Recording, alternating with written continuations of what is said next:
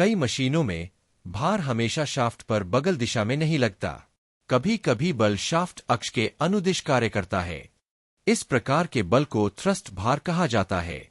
ऐसे अनुप्रयोगों के लिए इंजीनियर अक्सर थ्रस्ट बॉल बेरिंग का उपयोग करते हैं।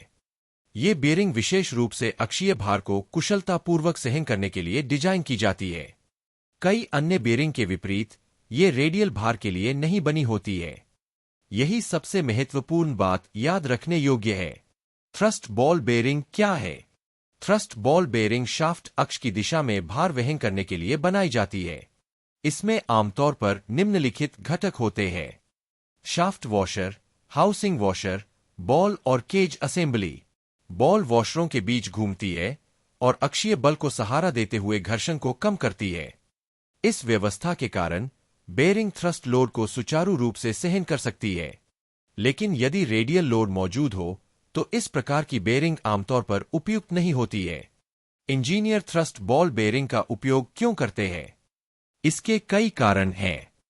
1. कुशल अक्षीय भार समर्थन।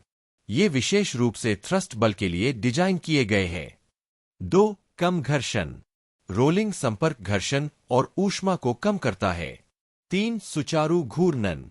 ये अक्षीय भार के तहत स्थिर घूर्णन बनाए रखने में मदद करते हैं। 4. सरल संरचना। इनका डिजाइन अपेक्षाकृत सरल है। थ्रस्ट बॉल बेरिंग का उपयोग कहाँ होता है? इन बेरिंग का उपयोग कई व्यावहारिक अनुप्रयोगों में किया जाता है।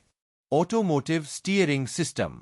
कुछ स्टीयरिंग असेंबली अक्षीय बलों को संभालने के लिए थ्रस्ट बेरिंग का उपयोग करती है। ऊर्ध्वाधर शाफ्ट। जब शाफ्ट ऊर्ध्वाधर दिशा में भार वहन करते हैं तो थ्रस्ट बेरिंग महत्वपूर्ण हो जाते हैं। पंखे और ब्लोअर। वायु प्रवाह द्वारा उत्पन्न अक्षीय भार के लिए थ्रस्ट समर्थन की आवश्यकता हो सकती है।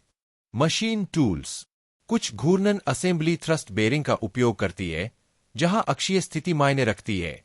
घरेलू उपकरण। छोटे मोटर और घूर्णन तंत्र भी इनका उपयोग कर सकते हैं। एक सरल व्यावहारिक उदाहरण। कल्पना कीजिए कि एक ऊर्ध्वाधर शाफ्ट पर एक घूमने वाला इंपेलर लगा है।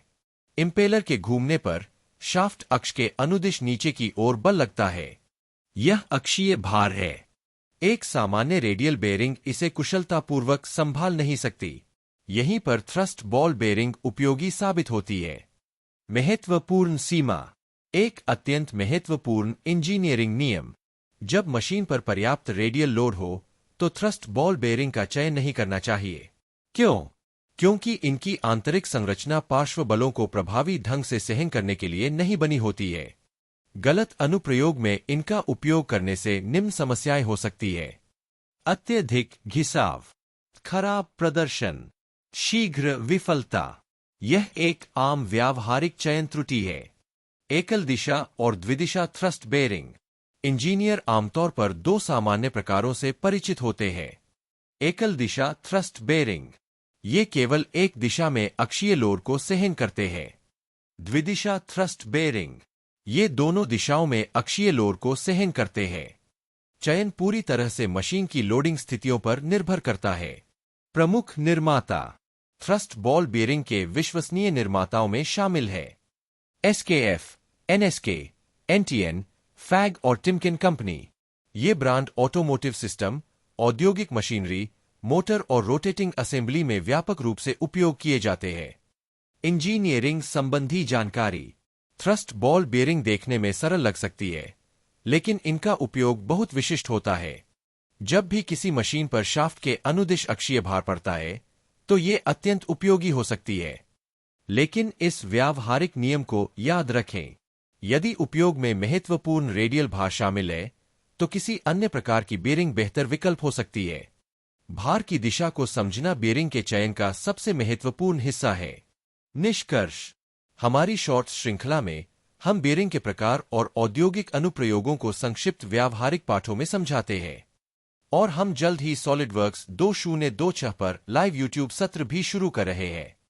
इन लाइव सत्रों का हिस्सा बनने के लिए चैनल को सब्सक्राइब करें और हमारी वेबसाइट पर निःशुल्क पंजीकरण करें ताकि हम आपको शामिल होने की सूचना भेज सके।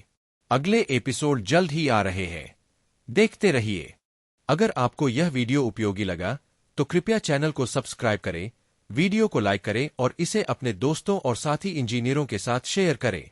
भविष्य में नोटिफिकेशन पाने के लिए बेल आइकन पर क्लिक करना न भूलें। धन्यवाद।